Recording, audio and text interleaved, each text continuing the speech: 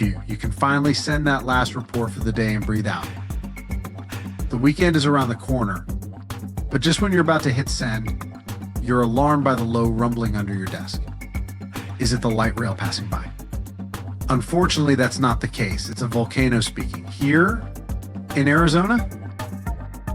That's right, the ground keeps shifting under Arizona, reminding us that Earth is alive. No panic though. Let's arm ourselves with some context. 20 American states have extinct, active, and dormant, currently sleeping volcanoes. Among such states, you can find California, New Mexico, Nevada, Utah, and Colorado. On the bright side, Arizona's volcanoes are dormant at the moment. But it doesn't mean they won't go off in the near or not so near future. Now, how about traveling to Arizona to check the traces of its active volcanic past? They dot the desert landscapes of this state like spots dot a Dalmatian. There are entire volcanic fields southwest of Phoenix, east of Douglas, near Flagstaff, north of Kingman, and near the Mexico border. The most worrying thing about these fields is that even though they're not active at the moment, eruptions in this region might happen every 1,000 years or so. Well, the time seems to be up. The last powerful and destructive volcanic eruption occurred around 1,000 years ago at the Sunset Crater. Oh, this place is worth paying more attention to. And we will, but a bit later. First, we have to talk about hotspots. No, not that place where you can surf the web. In our volcanic context, a hotspot is a place where insane amounts of heat melt the overlying crust, Earth's thin outer layer, and form volcanoes. This heat rises from the mantle, which is located between our planet's dense, superheated core and the crust. Want to see an example of this type of volcanism? Welcome to the Hawaiian Islands. The Big Island has its active volcanoes because at the moment it's situated on top of the Hawaiian hotspot. The older Hawaiian Islands were once there too, but later they drifted off towards the northwest. It happened because that's where the oceanic crust on top of which they sat, namely the Pacific Plate, moved. Now look at the world's ocean basins.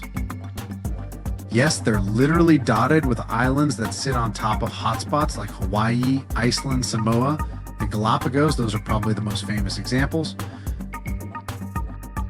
But don't think that continents can't host hotspots, they can. But those are far less common. One of the most famous continental hotspots is, I bet you know it, the one beneath the Yellowstone caldera. By the way, the caldera is a vast volcanic crater, especially one formed as a result of a massive eruption that led to the collapse of the mouth of a volcano. The Yellowstone hotspot is basically the creator of Old Faithful and the rest of the hot springs and mud pots for which the national park is famous. Speaking of Old Faithful, let's make a small detour and pay more attention to this wonder of nature. It's one of the most well-known geysers in the world. People have been coming from all over the globe to see it for more than a century. The cool thing about this geyser is that the likes of it can only form under very specific conditions. That's why they're pretty rare. Magma under the surface superheats pockets of underground water. The pressure there keeps growing until it eventually pushes the water upward with immense strength. It's a certain volcanic rock with a high silica content lines the tunnel through which this water escapes.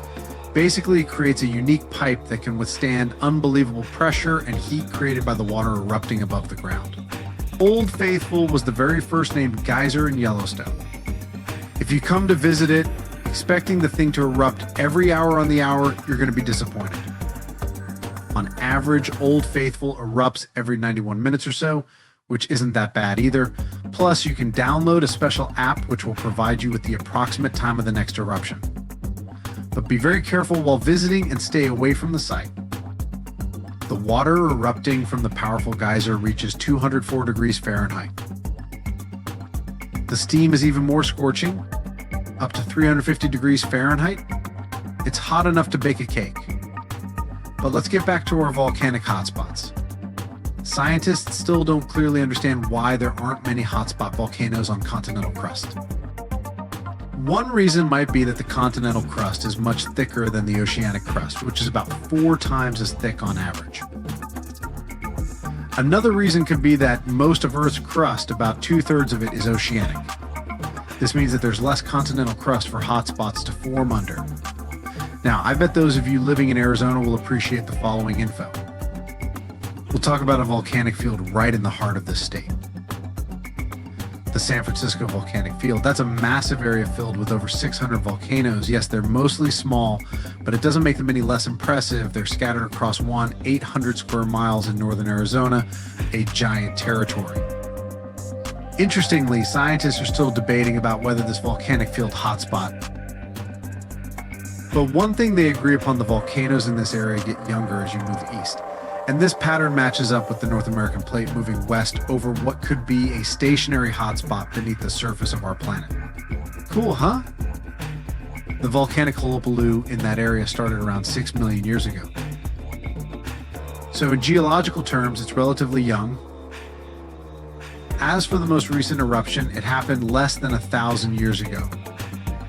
The Sunset Crater, which I mentioned before, the one near Flagstaff, is the most famous vent from that eruption. The Sinagua people had to leave their homes at Wupaki Pueblo because of the eruption.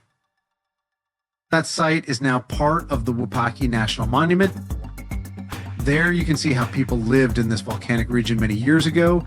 If you go to explore this area, you'll notice that most of the volcanoes there are basalt cinder cones, small and steep. The Colorado Plateau has quite dry weather conditions. That's why the volcanoes haven't worn down much. Some of the best examples of those cones, like this one called the SP crater, still look like they appeared yesterday. But look around. It's not just cinder cones. The San Francisco volcanic field also has a stratovolcano, as well as some lava domes that form from volcanic rocks with more silica than basalt you can find in places like Hawaii. It means they're thicker and don't flow as easily. Anyway, the stratovolcano is going to be one of the most epic sights you'll come across while exploring this volcanic field. Well, not the stratovolcano itself, but the San Francisco peaks, the remains of that giant formation. They stand tall, 600 feet. That's 4.5 Burj Khalifas placed on top of one another. It makes the peaks some of the biggest landmarks in northern Arizona. They're not only stunning, but also sacred to the Native American people who have lived in the area for many generations. Now, unlike those superactive volcanoes in Hawaii, the San Francisco volcanic field takes its time, thousands of years between eruptions. But you shouldn't relax just yet. Geologists say another eruption is likely to happen one day. It will probably occur in the remote eastern part of the field, away from big towns. Phew. And if that next eruption is anything like the one that formed Sunset Crater, it would be quite the show. Lava fountains and rivers of lava flowing. At the same time, the next eruption might not happen for centuries, maybe even millennia. Until then, the San Francisco volcanic field will remain a hidden gem of volcanic history, waiting for its next fire performance. Please like and share so everyone knows. Thank you for watching. If you want to know more, stay with Hidden to continue.